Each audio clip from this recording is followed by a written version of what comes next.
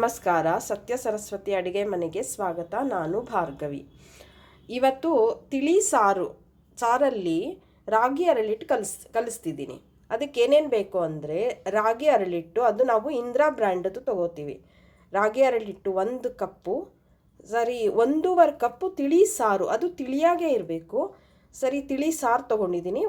ಒಂದು ಸ್ಪೂನು ತುಪ್ಪ ತೊಗೊಂಡಿದ್ದೀನಿ. ನಿಮಗೆ ತುಪ್ಪ ನಿಮ್ಗೆ ಎಷ್ಟು ಬೇಕೋ ಅಷ್ಟು ಹಾಕ್ಕೋಬೋದು. ಈಗ ಹೇಗೆ ಮಾಡ್ತೀನಿ ತೋರಿಸ್ತೀನಿ ನೋಡಿ. ಹೀಗೆ ಒಂದು ಪಾತ್ರೆ ತಗೊಂಡು ಇದಕ್ಕೆ ನಾನು ಸಾರು ಹಾಕ್ತೀನಿ. 1.5 ಕಪ್ಪು ಸಾರು ಹಾಕಿಬಿಟ್ಟು, ಸರಿ, ಇದಕ್ಕೆ ಒಂದು ಸ್ವಲ್ಪ ತುಪ್ಪ, ಜಾಸ್ತಿ ಏನಿಲ್ಲ, ಸ್ವಲ್ಪ ತುಪ್ಪ ಹಾಕಿ ನಾನು ಒಲೆ ಮೇಲೆ ಇಡ್ತೀನಿ. ನೋಡಿ, ಸ್ಟವ್ ಆನ್ ಮಾಡಿದ್ದೀನಿ, ಪಾತ್ರೆ ಇಟ್ಟಿದ್ದೀನಿ. ಇದಕ್ಕೆ 1.5 ಕಪ್ಪು ಸಾರು ಹಾಕಿದ್ದೀನಿ. ಒಂದು 1/4 ಸ್ಪೂನು ತುಪ್ಪ ಹಾಕಿದ್ದೀನಿ. ಇದು ಇವಾಗ ಕುದೀಲಿ. ನಾನು ನಮ್ಮನೆಯಲ್ಲಿ ಮಾಡೋ ಸಾರಿಗೆ ನಾನು ತರಕಾರಿ ಬೇಯಿಸಿದ ನೀರು ಹಾಕಿ ಸಾರು ಮಾಡಿ, ತಕ್ಷಣ ಏನೋ ಮಾಡ್ಕೊಳ್ಳೋವ್ರಿಗೆ ಇದು ತುಂಬ ಈಸಿಯಾಗಿ, ತುಂಬ ರುಚಿಯಾಗಿರುತ್ತೆ, ಮಾಡ್ಕೋಬೋದು, ಬೇಗ ಮಾಡ್ಕೊಬೋದು. ನೋಡಿ, ಕುದೀತಿದೆ. ಇವಾಗ ಸ್ಟವ್ ಆಫ್ ಮಾಡ್ತೀನಿ. ಮಾಡಿಬಿಟ್ಟು ರಾಗಿ ಅರಳಿಟ್ಟು ಹಾಕ್ತೀನಿ. ಹಾಕಿ ಇದನ್ನು ನೀಟಾಗಿ ಮಿಕ್ಸ್ ಮಾಡ್ತೀನಿ.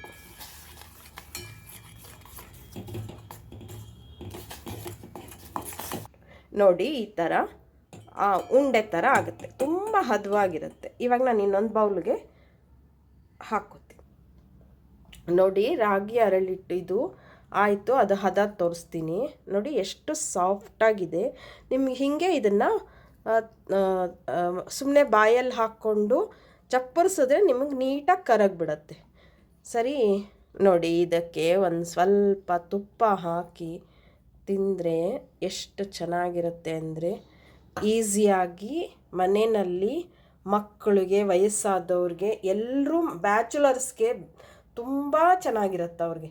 ಅವರು ಅರ್ಜೆಂಟಲ್ಲಿ ಏನೋ ಮಾಡ್ಕೊಂಡು ಹೋಗ್ತಾರೆ. ಇದನ್ನು ತಿಂದು ಹೋಗೋಕ್ಕೂ ಚೆನ್ನಾಗಿರುತ್ತೆ, ತೊಗೊಂಡು ಹೋಗೋಕ್ಕೂ ಚೆನ್ನಾಗಿರುತ್ತೆ. ಬಾಕ್ಸಲ್ಲಿ ಹಾಕ್ಕೊಂಡು ಧಾರಾಳವಾಗಿ ಇದನ್ನು ಮಾಡ್ಕೊಂಡು ನಮ್ಮ ಅಕ್ಕನ ಮಗಳು ಅವಳ ಮಗನಿಗೆ ರಾಗಿ ಅರಳಿಟ್ಟು ಮಾಡಿ ಕಳಿಸ್ತಾಳವಳು. ಅಂದರೆ ನೀಟಾಗಿ ಇದು ಮಾಡಿ ಕಳಿಸ್ತಾಳವಳು. ಅದು ಪಾಪ ಮಗು ತುಂಬ ಚೆನ್ನಾಗಿ ತಿನ್ಕೊಂಡು ಖಾಲಿ ಮಾಡ್ಕೊಂಡು ಬರ್ತಾನೆ ಅವನು. ಇನ್ನೂ ಚಿಕ್ಕ ಹುಡುಗ. ಅಂದರೆ ನಿಮಗೆ ಚಿಕ್ಕ ವಯಸ್ಸಲ್ಲೇ ಶುರು ಮಾಡಬೇಕು. ಈ ಥರದ್ದು ಬಂದಿದ್ರೆ ಕೈಗೇನು ಅಂಟ್ಕೊಳ್ಳಲ್ಲ.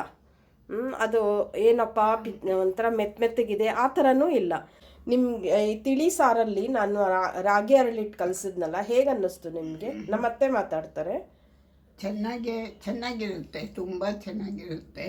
ಹೌದಾ? ಅಂದರೆ ತರಕಾರಿ ಏನು ಬೇಕಾದ ಎಸೆನ್ಸ್ ಎಲ್ಲ ಬಿಟ್ಟೇ ಇರುತ್ತೆ, ಅದು ರುಚಿ ಚೆನ್ನಾಗೇ ಇರುತ್ತೆ. ಅದ್ರ ಜೊತೆಗೆ ಬೇಕಾದ ತರಕಾರಿನೂ ಜೊತೆಗೆ ಸೇರಿಸ್ಕೊಂಡು ತಿನ್ನಲೂಬಹುದು. ಅಂತೂ ಇದು ವೆರಿ ಗುಡ್ ಐಡಿಯಾ. ಹೌದಾ? ಫಳಾರಕ್ಕೆ. ಹೌದಾ? ಯಾವಾಗ ಬೇಕಾದರೂ ಮಾಡ್ಕೋಬೋದು. ದಿಢೀರಾಗಿ ರಾಗಿ ಅರಳಿಟ್ಟು ಕಲಿಸ್ಕೋಬೇಕಂದ್ರೆ ತುಂಬ ಚೆನ್ನಾಗಿರುತ್ತೆ. ಸ್ವೀಟ್ ರಾಗಿ ಅರಳಿಟ್ಟು ಕಲಿಸೋದಂತೂ ಗೊತ್ತೇ ಇದೆ. ಇದು ಕೂಡ ತುಂಬ ಚೆನ್ನಾಗಿದೆ. ಶುಗರ್ ಪೇಷಂಟ್ಗೆ ತುಂಬ ಒಳ್ಳೆ ಇದು. ಒಬ್ಬೊಬ್ಬರೇ ಇರ್ತಾರೆ ವಯಸ್ಸಾದವರು, ಇಲ್ಲ ಬ್ಯಾಚುಲರ್ಸ್ಗೆ ಒಳ್ಳೇದು. ಎಲ್ರಿಗೂ ಇದು ಈ ಥರ ಮಾಡ್ಕೊಳ್ಳೋದು ಈಸಿಯಾಗಿ. ತಿಳಿ ಸಾರು ಮಾಡಿಕೊಂಡು ನಿಮಗೆ ರಾಗಿ ಸೇರಿಸ್ಬೇಕಂದಾಗ, ಅಂದರೆ ತಿನ್ನಬೇಕು ಅಂದಾಗ ನಿಮ್ಗೆ ಇದು ಚೆನ್ನಾಗಿದೆ. ನಿಮ್ಗೆ ಹೇಗೆ ಅನ್ನಿಸ್ತು? ನಿಮ್ಗೆ ಚೆನ್ನಾಗಿದೆ ಅಲ್ವಾ? ಚೆನ್ನಾಗಿದೆ, ಧಾರಾಳವಾಗಿ ಮಾಡ್ಕೋಬೋದಾ? Thank you.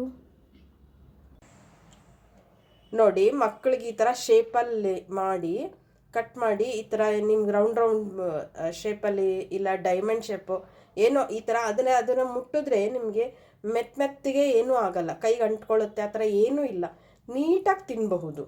ಈ ಥರ ಡಬ್ಬಿನಲ್ಲೂ ಹಾಕಿ ಕಳ್ಸಕ್ಕೆ ಚೆನ್ನಾಗಿರುತ್ತೆ ಅಲ್ವಾ? ತುಂಬ ಚೆನ್ನಾಗಿರುತ್ತೆ, ಧಾರಾಳವಾಗಿ. ಹೌದು, ನಿಜ. ಇವಾಗ ನಮ್ಮ ಮನೇಲಿ ನಮ್ಮ ಅತ್ತಿಗೆ ಮಗಳು, ನಮ್ಮ ದೀಪು ಮಗಳಿಗೆ ಈ ಥರ ಡಬ್ಬಿನಲ್ಲಿ ಹಾಕಿ ಕಳಿಸ್ತಾಳೆ ಅವಳು ಬೆಲ್ಲ ಹಾಕಿ ತುಪ್ಪ ಹಾಕಿ ಕಳಿಸ್ತಾಳೆ.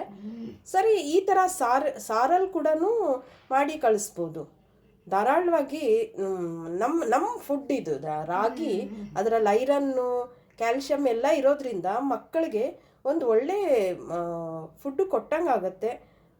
ಚೆನ್ನಾಗಿರುತ್ತೆ. ಧಾರಾಳವಾಗಿ ಮಾಡಿ ಕಳಿಸ್ಬೋದು. ನಿಜವಾಗೂ ಮಾಡಿ ಕಳಿಸ್ಬೋದು. ಒಳ್ಳೆ ನ್ಯೂಟ್ರಿಷಿಯಸ್ ಹೌದು. ನಿಜ, ಎಲ್ಲ ಏಜ್ ಗ್ರೂಪ್ನವ್ರಿಗೂ ಇದು ತುಂಬ ಒಳ್ಳೆ ಫುಡ್ಡು. ಮಾಡ್ಕೊಂಡು ತಿಂದು ನನಗೆ ತಿಳಿಸಿ. ನನ್ನ ಚಾನಲ್ ಸಬ್ಸ್ಕ್ರೈಬ್ ಮಾಡಿ, ಶೇರ್ ಮಾಡಿ, ಸಪೋರ್ಟ್ ಮಾಡಿ. Thank you.